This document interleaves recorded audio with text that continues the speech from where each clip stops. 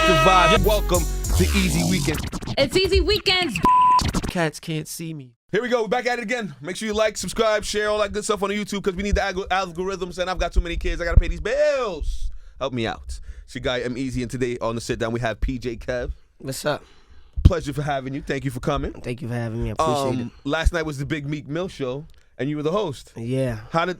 Before I peg you as a host, because you do way more than just the hosting. You're a venture capitalist. You're into funds and tech and all that. So do you want to get into that stuff first, or you want to go into the Meek Mill stuff first? It doesn't matter. No, because you It doesn't matter. We can go into it. Let's talk about the tech first, because the Meek Mill stuff can wait. So how, and not why, because obviously it's money motivated, but how did you get into the tech world? I've been in the entrepreneur world for my whole life. Mm-hmm. So my whole thing was that I'm always trying to find the next wave and the next big thing in business.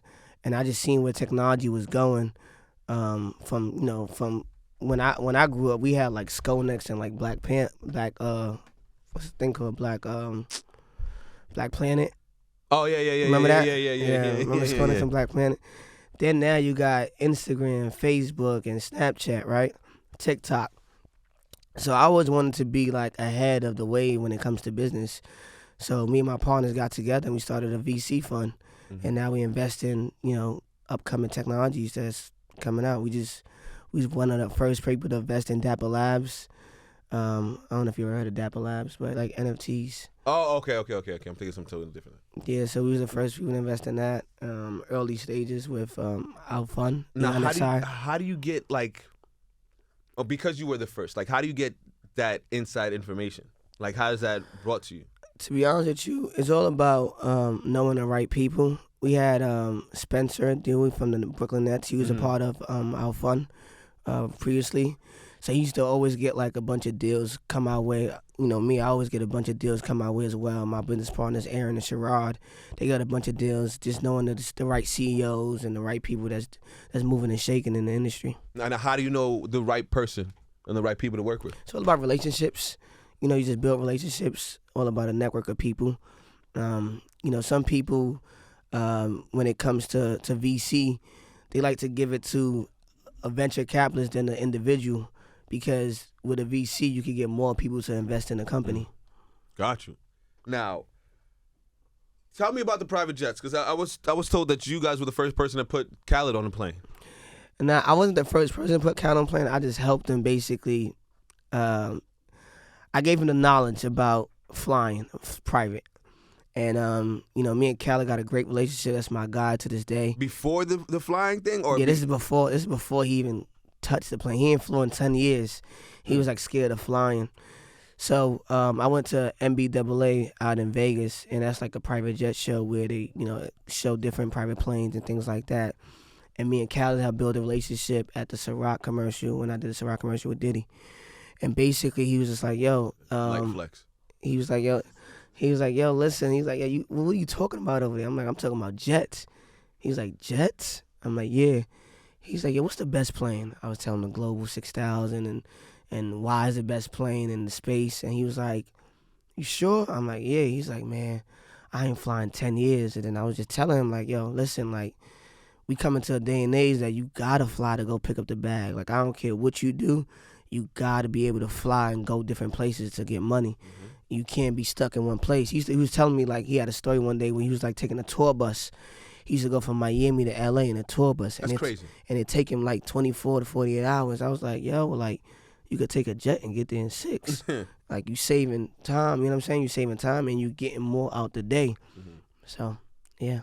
So how did you become knowledgeable in planes? Did you go to school for that, or that's just something that you were into? Nah, I dropped out of school, man. I was always into traveling. That was my big thing, just traveling around the world. But I didn't have the money to travel. So I didn't want to be a regular, working for an airline. I always was thinking outside the box. So it's funny enough, DJ Webstar introduced me to someone that had a pilot license and started a private jet company in New York when I used to come back and forth from school, from Syracuse to New York and work, whatever. Mm-hmm. And he took a liking to me, and then I started learning the aviation game. And then from there, I did my own self-knowledge, did a lot of personal development, and I was like, yeah, if I'm going to do this, I'm going to go all out. And it wasn't until Justin invited me to L.A. When he was going to Light school. flex. When he was going to school in UCLA for orientation, he was like, yo, listen, you could come out to L.A., you could stay with me at my house. He was like, listen, it's going to be, it's going to be tough, but I got you, Kev. And then from there, I was like, yo, I went to L.A. I was like, yeah, I need to move here. Like, this shit crazy. I've never been to LA. Is it really as crazy as they say? You got to go see it for yourself. L.A. is like a crazy place. Like, crazy thing about L.A. is it shows the motivate. Like, you see the money. You know, in New York, it might be hidden. You might be in a train. L.A., you gonna see that money. Like, it's in front of your face. Like, people driving down Ferraris, big mansion in Beverly Hills, Bel Air, you chilling. Like, you really see the motivation. It makes you want to go get it. Well, it makes me want to go get it. I don't know about everybody else, but it just makes you want to go get it. Because you see that shit in your face every day. Yeah. You go down Beverly Hills, you see it just driving a Ferrari like a regular Sunday. I tell people all the time, when I used to do the boys for the Breakfast Club, Envy used to pull out stacks every morning from being in the club, just before the show started. He was just and I'm like, I need to find a way to get that type of bread. Like, I want to be able one day using fats to watch me pull out mad fucking stacks. I'm like, yeah, nigga. But I totally get it. When that's in your face like that, it drives you to want that. Yeah, absolutely. Yeah, it's a different kind of energy. Your whole head be spinning like, damn, like I could achieve that, I could get that. Mm-hmm. It's just a whole different energy. So I just feel like, I always tell people, step outside your box, travel, get out your comfort zone. I think when you're uncomfortable, that's the best place to be. With all the entrepreneurship that you're doing, is it hard to put enough energy into one thing? Because if you've got a lot of things going on, it's hard to be able to focus on one thing. How do you find time to focus on all these different ventures? You just got to have a team that you trust. That's the most important thing. I'm blessed to have a good team around me that I trust and that motivates me every day to do different ventures. But yeah, I would say to all the entrepreneurs out there, focus on one thing first, though. Mm-hmm. Don't try to jump around, because you gotta be missing the picture. Like, you gotta be good at one thing to be able to do multiple things, right? And I was just an expert at private aviation. I just I made it cool to jump on a jet and and showcase that as a young black African individual. This is, and pause, no homo. It makes me happy to see a black man just prosper, like in ways that aren't normal. Like, you're not a basketball player, you're not a rapper, you're not a football player, but you're prospering in your own light. And I love to hear that type of story. So I commend you about that 100%. Thank you, man. I appreciate that. Okay, so I guess we can go back to the Meek Mill thing. Yeah. How did that happen for you? So me and Meek got a great relationship. That's like my big bro. We talk like almost every day. And he was hosting he was doing his show. Crazy thing is, he just announced this like 2 weeks. Like, he dropped his album, I think August 1st, right? And he announced that he's doing the Garden like August 2nd or August 3rd. So he really only had like 2 or 3 weeks to really like plan this out. And we was joking one day, and I told him, I said, man, let me host that joint. He was like, word? I'm like, yeah. And then like 2 or 3 days later, he thought about it. He didn't say nothing to me yet. And then I was on the phone with him. He was like, man, Kev, I told my peoples, man, you hosting that shit. I said, word? I said, yeah. I started getting texts from Live Nation, Rock Nation. I'm like, oh shit, this shit really real. I'm really about to host the Garden. Wow. And I'm from New York. I'm from the Bronx. Like, that's got to be a dream come true. Man. Come on, man. I was at the game the day before, watching my man Jalen and Tatum play the Knicks, Kemba and all that. And Jalen had like 46 points. And I'm like, he's a fucking problem, too. Jalen, my brother. Yo, Jalen, if you hearing this one, I ain't gonna lie, man. Keep pushing. You going crazy. He told me that he was gonna go crazy. He was like, man, Kev, I'm gonna tell you, like, I'm really gonna go crazy this season. He should. That nigga's mad talented. Athletic out the... Yes. Yeah, he told Absolutely. me. Yeah, that's my guy. Shout out to Jalen Brown. Nah, shout out to Jalen Brown. That's my brother. But yeah, so I was at the Garden the day before, and I'm just looking like, I'm really about to host this shit tomorrow. Like, I couldn't believe it. It was like, I was like, yo, I'm at the Knicks game. I'm really about to host this shit. It's amazing. I'm like, so my whole preparation was that I was just telling DJ Brand, I'm like, yo, I gotta have my set list tight. I gotta make sure when I come out there, I bring that good energy, but I want it to be tight. I don't want it to seem like, we don't know what we doing. We not in like transition. So, me and Brand got together. Shout out to my brother Brand and Cruz, and we just put it together, and it was a success. If you was there last night, you had a good time. You see my energy. I hope I was, a life of the party. I hope you had a good time. But yeah, it was dope. From the feedback I'm getting, I heard it was dope. Amazing. So, can you give me a tip on a tech or an app or something I should be looking into? Right now, look into NFTs. That's all I'm gonna say. NFTs and crypto. That's the one thing everyone's talking about, crypto still. It's a new world. Think about this, right?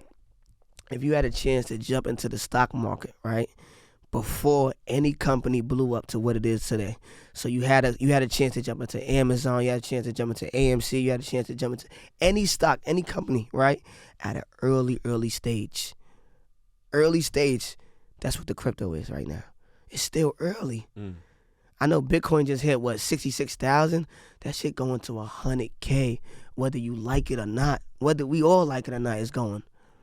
It's like, I always tell people, it's like, the opportunity like this presents itself once. It don't come back again like this. Before you know it, you gotta look at your phone, Bitcoin at 100K, 200,000. But we looked at it, we seen it when it was at 25. And now it's at 66. Man. I think it just hit its all-time high, 63, the other day I was reading. So I was like, yo, look, like, anybody that's not investing into the NFT market or the crypto market, you're gonna be obsolete. All right. I'm going to get on that immediately. I started accepting payments from my jet company. You know what I seen the other day? For crypto. That blew my mind? It was a Bitcoin ATM. I was lost for words. Like, what does that even look like? Hey, yo, listen, let me tell you something. Before we know it, it's about to be a digital world, by the way. I mean, it's, whether you like it or not, it's about to be a digital world, right? But you're going to be able to go into the store, scan your barcode, and pay for almost anything. I'm talking about cars, houses, yachts, jets, anything you want. Art, anything you want with this phone.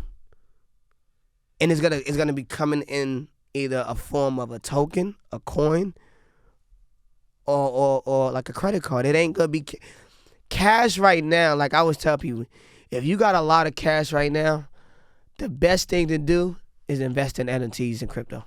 Put it somewhere where, because like down the line, that cash, number one, inflation is coming, right? So that cash is gonna be worthless, right?